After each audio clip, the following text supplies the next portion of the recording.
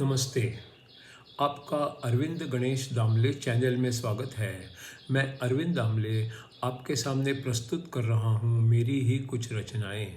ये है इन रचनाओं का 862वां भाग। इसमें पहली एक है मराठी में और बाद में एक है हिंदी में। आपको ये रचनाएं पसंद आएँ तो मेरे अरविंद गणेश दामले चैनल को सब्सक्राइब करें, लाइक करें, शेयर करें और बेल आइकॉन दबाना ना भूलें। तो मेरी पहली मराठी वाली रचना है।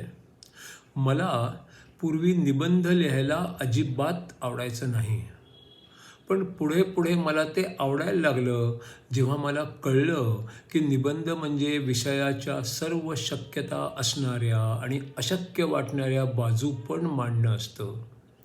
छोट्या छोट्या कल्पनांना खूप फुगवून महत्त्व देणं असतं.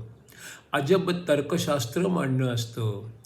वाचणाऱ्याच्या मनात शंका निर्माण करणं पण असतं आणि त्या विषयाला धुक्यात हरवून टाकणं पण असतं. दूसरी जो रचना है वो है हिंदी में निसर्गदत्त महाराज के उनके शिष्यों के साथ के संवाद का ये है अगला 493वां सवाल। आप सोच की बात करते हो, मेरे विचार तो हमेशा आते जाते रहते हैं, मैं किसी भी एक विचार की आखिर तक कैसे पहुंचूं? और आपका अविरत बोलना भी मेरे विचारों को भटका देता है और मुझे थका भी देता है। इसका उत्तर है, शहर के रास्तों से गुजरती गाड़ियों की भांति आप अपने विचारों को देखते रहिए। गाड़ियाँ आती हैं, जाती हैं, आदमी आते हैं, जाते हैं, जो भी होता है वो देखो, पर कोई भी प्रतिक्रिया मत दो। यही बात विचारों के बारे में करो। प्रारंभिक काल में ये मुश्किल लगेगा, पर कुछ देर बाद ये साध्य हो जाएगा। आपकी बुद्धि अलग अलग सतह पर एक ही समय काम कर सकती है। आप हर बात के साथ एक ही समय हो सकते हो। कभी आप भूतकाल की किसी घटना को याद करते हो, आकर्षित हो जाते हो और उस समय उसी के साथ हो जाते हो। बाकी सारी घटनाओं को आप उस समय कुछ देर के लिए ही सही भूल जाते हो। फिर भी जो आपके मन में है ही नहीं, उन सब बातों के संबंध में भी कुछ ना कुछ होता ही रहता है, पर आप उस पर ध्यान ही नहीं देते। आप आपकी यादों के साथ उन्हें मिटाने के लिए कोई झगड़ा ना करें, उनके बारे में सोचना भी बंद कर दें। आप सिर्फ महत्वपूर्ण बातें ही दिमाग में रखिए और उन्हीं को देखिए। मैं कौन हूँ, मेरा जन्म कब हुआ है, मेरे इर्द गिर्द का ब्रह्मांड कैसे बना है, क्या भ्रम है और क्या सत्य है। जब तक आपको किसी बात में रुचि है, तब तक ही आपकी यादें जिंदा रहती हैं। उनके साथ जब तक आप मानसिक रूप से बंधे हुए होते हैं, तब तक वे आपके साथ रहती हैं। आप हमेशा सुख की तलाश में रहते हो और दुख दर्द को टालते रहते हो। आप हमेशा शांति और अच्छी किस्मत की खोज में रहते हो। आपको ये पता ही नहीं होता कि आपकी सुख की खोज ही आपके दुख का कारण है। फिर आप कुछ और करने लगते हो। आप कभी सुख और कभी दुख का तोल समान करने की कोशिश करते हो। अब ऐसा करना, सुख और दुख की खोज भी ना करना, उनको नकार भी ना देना और जो हो उसका विरोध भी ना करना। आप सिर्फ मैं हूँ इस एक बात पर ही एकाग्र होकर रहना।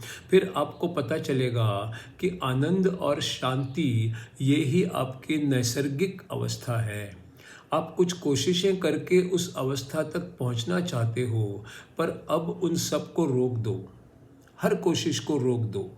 किसी बात से भी विचलित ना होना, कोई कोशिश ना करना, किसी बात की खोज ना करना। जो पहले से ही आपके अंदर है, उसकी खोज से क्या होगा? आप खुद ही तो भगवान हैं।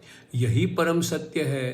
पहले सिर्फ मुझ पर विश्वास करो, कुछ करो मत, सिर्फ विश्वास करो। यही पहला कदम है। उसके बाद ही दूसरा कदम हो सकेगा। खुद का अनुभव और खुद का विश्वास, इन्हीं दो बातों से सही वातावरण बन जाता है। विश्वास के बिना जीवन के पहले दिन भी कुछ भी संभव नहीं होता। आप जो रोटी खाते हो उसके लिए भी विश्वास की ज़रूरत होती है। जो मैंने बताया है सिर्फ उसे याद रखना, फिर आप हर चीज़ तक पहुंच जाओगे। और मैं आपको एक बात बताता हूँ कि आप जो भी क्षणभंगुर हैं, तात्कालिक है, उसके पार जाते हो। जो सत्य है उसके पास जा ही नहीं सकते।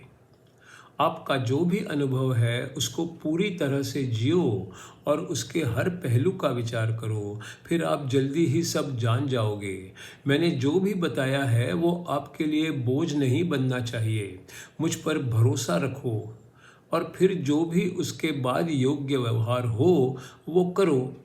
मुझे आपसे कुछ भी नहीं चाहिए, मैं केवल आपके हित की बात कर रहा हूँ।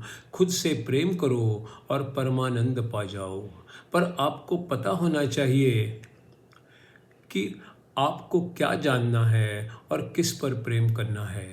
जिंदगी पर, अपने अस्तित्व पर प्रेम करना है, शरीर से संबंधित भावना, विचार, प्रेम और कोशिश करने पर भी प्रेम नहीं करना। ये सब तो शारीरिक जिंदगी है और आप इसी को जिंदगी समझ बैठे हो। जिंदगी किसी भी तरह सीमित नहीं है और उसके टुकड़ा होना भी संभव नहीं है। सारी इच्छाएं भी उसी में समा जाती हैं और ख़त्म भी हो जाती हैं। जब आप कुछ बड़ा काम करते हो तो छोटी छोटी बातों पर ध्यान कम हो जाता है। सबको आनंद की अभिलाषा तो है ही, पर थोड़े ही ऐसे लोग होते हैं जो अस्तित्व को पूरी तरह उसके हर पहलू सहित समझ पाते हैं। वे अस्तित्व को समझते हैं पर उसे शब्दों में ढाल नहीं पाते। इसलिए आपको मैं हूँ इस बात पर एकाग्र होना ज़रूरी हो जाता है, तभी आप उसको पूरी तरह महसूस कर सकोगे और उसका अर्थ भी जान पाओगे। अगला सवाल है, क्या मैं ये मान सकता हूँ कि मैं खुद ही ईश्वर हूँ? इसका जवाब है, उस भावनाओं को किसी कल्पना में बांध कर मत रखो। ईश्वर की कल्पना में भी नहीं, क्योंकि वो भी उसे सीमित कर देता है।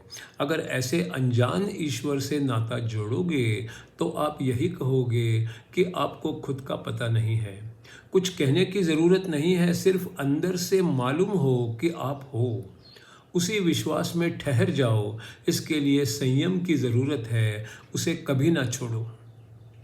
अगला सवाल है, पर मेरे विचार मुझे ऐसा करने की इजाज़त ही नहीं देते।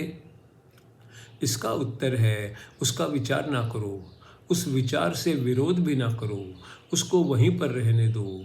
आप अगर उनका विरोध करोगे तो वे विचार जिंदा ही रहेंगे। उनके परे क्या है इसकी सोचो, खुद को याद करो। जो कुछ होता है वो आप हैं, इसीलिए तो होता है। आप हैं इस बात का पूरा उपयोग करो। आपके हर अनुभव का कारण वही तो है। आपको विचार करने के लिए रुकना नहीं है। आप उनमें कुछ रस ही ना लो।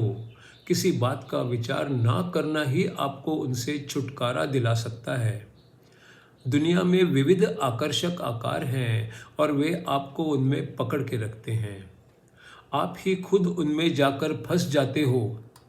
हर आकार को गोल मुलायम कर दो, फिर आपको वे रोक नहीं पाएंगे। आपके सब अरमान, सब इच्छाएं, उनको पूरी करने की ओर, कुछ पाने की कोशिशें और उनके परिणाम में कोई और ध्यान न देना, सब बंद कर दो, फिर आपको छुटकारा मिल जाएगा।